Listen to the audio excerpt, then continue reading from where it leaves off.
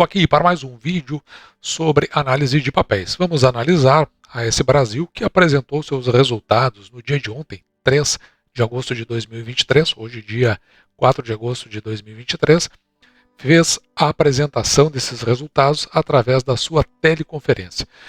E o que a gente pôde observar é que, pelo menos nesse primeiro semestre, que é o compromisso estatutário da companhia, não haverá nada de dividendos. Vamos dar uma olhada o que aconteceu com os resultados da companhia nesse primeiro semestre. E para fazer o vídeo, vou me utilizar de dois documentos, praticamente aqui as informações trimestrais do segundo trimestre de 2023 e também vou me utilizar dos slides que foram utilizados por decorrência da teleconferência de resultados. Nós já podemos até avançar aqui em algumas coisas, debatendo sobre os destaques. Um crescimento aqui de 99% no complexo Tucano, 97% no complexo de Cajuína 1, nesse caso, 63% no Cajuína 2, ou seja, expectativas de projetos da companhia, porque a gente gosta muito de olhar para os projetos, do que tem aí pela frente.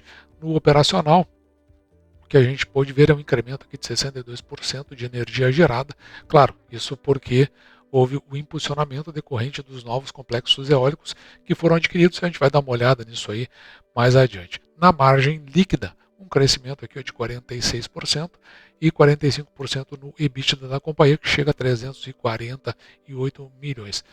Importante, eu achei aqui interessante também, foi com relação à geração de caixa. Veja, companhia que não gera caixa não paga proventos. Tenha sempre isso em mente. 370 milhões foi gerado no caixa da companhia. Estes projetos, como por exemplo aqui Tucano, eles são atualizados trimestralmente. Então veja que no total do semestre, ele já gerou aqui 216 gigawatts. É um projeto que fica na Bahia e a capacidade dele é de 322 megawatts. E ele hoje está em operação 35 de 52 aerogeradores. E veja que o projeto está 99% concluído e a geração realizada ela vem crescendo aqui em gigawatts à medida que o tempo vai passando, e veja que tem ainda alguma coisa pela frente, o que dá uma expectativa bastante positiva do ponto de vista de geração para a AS Brasil. Cajuína 1, ele vem a colaborar aqui, depois de concluído, com mais 314 megawatts, esses que estão aqui em cima, e o projeto está 97% concluído, 20 dos 55 aerogeradores já estão em operação. O início de testes para gerar 33 gigawatts de energia no segundo trimestre de 2023. Então teve o início aí desses testes. Já Cajuína 2, que fica no Rio Grande do Norte, uma vez concluído, fornecerá 370 megawatts. E veja que lá tem 3 de 65 aerogeradores que estão nessa fase aqui de comissionamento. Então ainda tem muito pela frente, o projeto está 63% construído, o que, se você pensar esse Brasil do ponto de vista de projeto, ela tem muito ainda que entregar e, consequentemente, isso aí pode impactar de forma bastante positiva no seu resultado. Com as novas regulamentações, veja aqui, o setor varejista ele cresceu para esse Brasil 52% no primeiro semestre. E é curioso isso aqui, eu acho uma coisa interessante, que é quando a empresa ela trata diretamente com o seu consumidor. Veja aqui, são 67 vendas, 282 clientes e 648 unidades consumidoras. Então, com as novas regulamentações, tem um espaço interessante para crescimento do ponto de vista da energia que é gerada pela AS Brasil. Nesse segmento, a companhia ela acaba se consolidando aqui entre as 3 maiores do Brasil. Do ponto de vista de cenários aqui, em particular para o segmento hidrológico, veja que os reservatórios eles estão bastante abastecidos e com patamares aí bastante interessantes. Veja a afluência aqui no primeiro semestre, ela chega a 97%. E a geração ela cresce 53% em relação ao segundo trimestre de 2022. Na parte eólica, nós podemos verificar que a disponibilidade ficou em 1,2, cresce, né, na verdade 1,2 pontos percentuais, e a velocidade dos ventos, metros aqui por segundo, cresce 3%. Tudo isso aí vai possibilitando uma geração. E dos impactos, claro que aqui a gente tem que se considerar sempre os novos projetos, novos ativos que foram adquiridos, tanto em M&A quanto novos ativos de Greenfield, são aqueles que são novos, né, novos construídos. Veja que cresce na geração eólica aqui 116% no trimestre e 125% no comparativo semestral. Na geração solar, note que ela cresce no trimestral, comparativo trimestral 1%, mas decai aqui 2% no comparativo semestral. Mas está dentro de uma linha de conformidade. Com relação à energia contratada, veja aqui na parte hídrica, 100% contratado em 2023, 100% contratado em 2024, 91%. Tem bons níveis de contratação, tanto na hídrica quanto nos demais. Juntando tudo, 96% para 2024 e 94% para 2025, ou seja, a companhia, se ela conseguir gerar as energias, não vai ter nenhum problema de manter os seus resultados. Em verde, você viu que tem contratado aqui de energia eólica e solar, e aqui em verde mais claro o que tem de contratado em energia hídrica. E você pode verificar o quanto a energia solar e eólica vem se aproximando da energia hídrica. Inclusive aqui para 2025, veja como o contratado ultrapassa os patamares da energia hídrica. Ou seja, a companhia, dentro da sua diversificação de portfólio, está oferecendo aí uma grande oportunidade de conquistar e se manter dentro do espaço da geração. Nos resultados da companhia, nós conseguimos ver aqui que na margem ela foi impulsionada exatamente aqui. Fala pelo eólico, mas na realidade aqui são todos os novos ativos que foram colocados no portfólio. Por isso, a margem salta aqui de 786 milhões no primeiro semestre de 2022 para mais de 1 bilhão no primeiro semestre de 2023. Na outra face, o crescimento das despesas operacionais, veja que cresce 26%, mas claro, também impactado aqui por esses novos ativos aí que foram incorporados. Se nós fizermos o comparativo semestral no ajustado, que é de fato o que nos interessa aqui, é o todo, né? 27%, passando de 251 milhões para 318. Veja que o fator aqui que menos contribui é esse verdinho aqui, que é o fator inflação. Se nós considerarmos a variação trimestral, veja que a contribuição foi de 4% no trimestre, e aqui no caso, né, nós podemos verificar de 8% quando nós consideramos o semestre.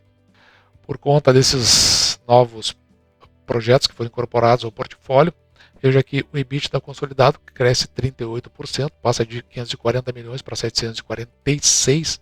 O lucro líquido, vocês vão ver aí na mídia especializada, um crescimento de 286%, mas é por uma razão aqui interessante. Veja que no segundo trimestre de 2022, isso aqui é só comparativo trimestral, ele foi muito baixo, apenas de 9 milhões, e passou para 36 aqui no segundo trimestre de 2023. Na verdade, é um lucro até pequeno, se a gente for considerar, ainda que tem um crescimento significativo. Se considerarmos o comparativo semestral, passa de 80 milhões para 96, um crescimento de 20%. Veja que ele é bem menos significativo, esses 20%, embora ele seja grande, em relação aos 286 que a mídia especializada tem divulgado. Quando olhamos para o fluxo de caixa, veja que tem essa geração de caixa aqui bastante interessante de 370 milhões, que nos interessa, ao passo que o que faz ele reduzir aqui de 4,5 para 3,9, o que mais teve impacto foi exatamente o que a companhia ela tem ainda a quitar em relação aos investimentos que foram feitos com a aquisição dos novos projetos. Além disso, dentro das captações e amortizações, ela precisa pagar aquilo que ela acabou captando, que é traduzido através de sua dívida. E por falar em dívida, tendão de Aquiles da companhia, veja, ela chega a 7,9 bilhões, a sua alavancagem 5,6, mas na apresentação foi dito que esse aqui é o pico da alavancagem, e a partir de agora começa uma escala de de queda dessa alavancagem, onde a companhia pretende ficar entre 3,5 e 4 nos próximos anos. E o que ela chama de próximos anos? Veja aqui, ó, no cronograma de amortização da dívida, ela está se referindo a 2024 e 2025, o que provavelmente vai gerar também dificuldade aqui no pagamento de proventos, porque os valores envolvidos são muito altos, na verdade são os mais altos dos anos vindouros. E na sessão de perguntas e respostas, normalmente eu trago aquilo que mais interessa aqui para o pessoal e que diz respeito principalmente a dividendos. Vamos dar uma olhada no que foi respondido quando perguntado sobre o assunto. Algumas perguntas vieram no sentido da oportunidade de distribuição de proventos. A companhia continuará seguindo a política de distribuição? Sim, obrigado. Uma boa pergunta. A gente tem a nossa política de pagamento de no mínimo 50% do lucro líquido ajustado. É a política que a gente tem vigente, tá? E honramos ela como política vigente. Nesse semestre em específico, a gente está, como eu comentei, a gente está no ponto de inflexão do ciclo de crescimento, né? Então, é o fim do ciclo das obras, início do ciclo da desalavancagem.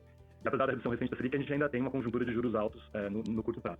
Por isso, a gente tomou a decisão nesse semestre de postergar os dividendos do semestre para o final do ano, para o exercício do ano de 23, mas sempre nos atendo à política de pagar no mínimo 50% do lucro ajustado.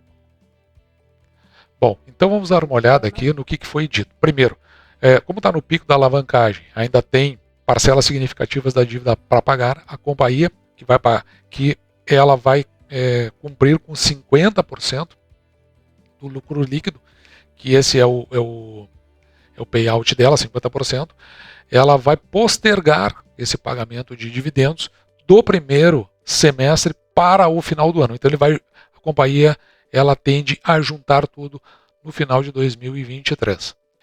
E aí nós podemos até fazer projeções aqui. Mas primeiro vamos dar uma olhada em algumas informações aqui da ITR, né, que são as informações trimestrais, que de fato aqui elas realmente nos interessam. Vamos dar uma olhada aqui primeiro no patrimônio líquido da companhia, que a gente vai encontrar lá nas informações consolidadas. Veja aqui, nas demonstrações consolidadas. Veja aqui o patrimônio aqui, ele cai de 5,5 bi para 5,4.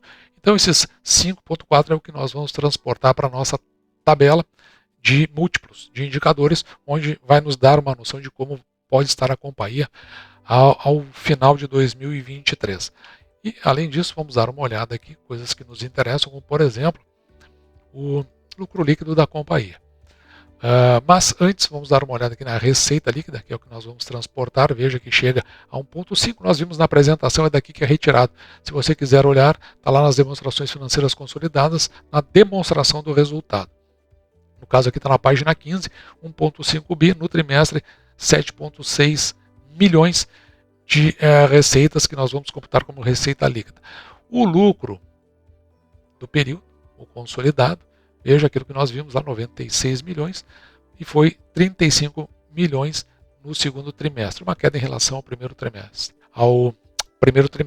Mas aqueles 200 e poucos por cento, 220% aproximadamente, em relação ao segundo trimestre de 2022.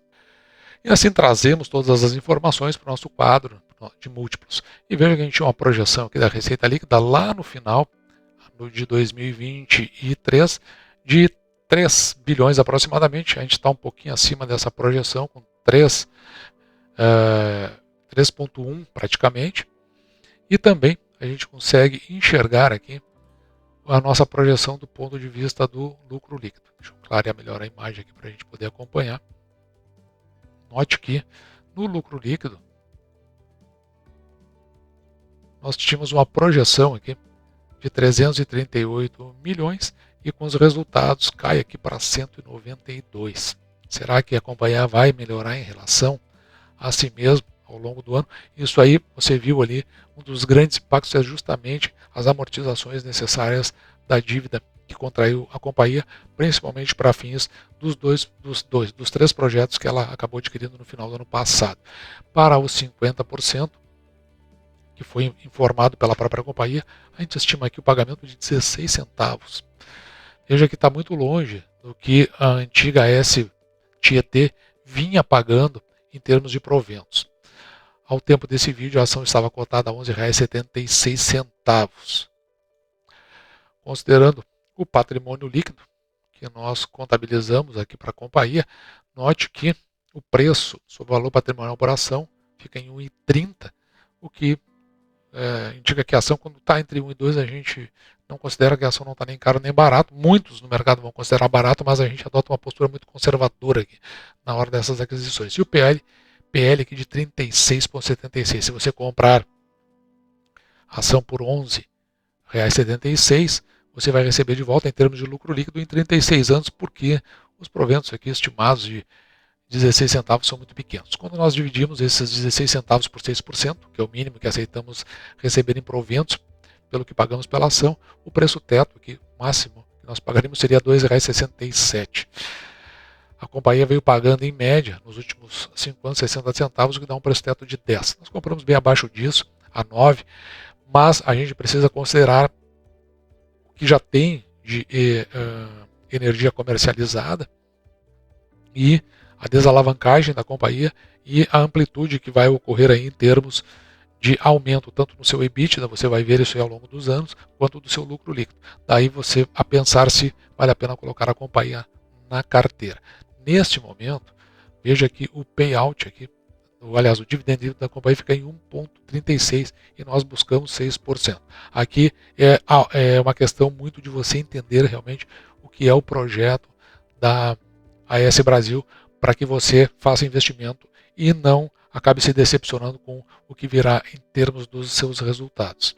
E no final eu sempre deixo um comparativo elétrica a elétrica. A Auren, que eu estou analisando seus resultados, vou trazer o vídeo aqui no canal, a Neoenergia que nós já fizemos, assim como a ISA CTEP, e agora ingressando aqui a AS Brasil, esse quadro aqui ele vai para o Instagram aqui do canal, mh.investir, e lá você pode fazer o comparativo e verificar aquela que melhor se encaixa na sua estratégia de investimento.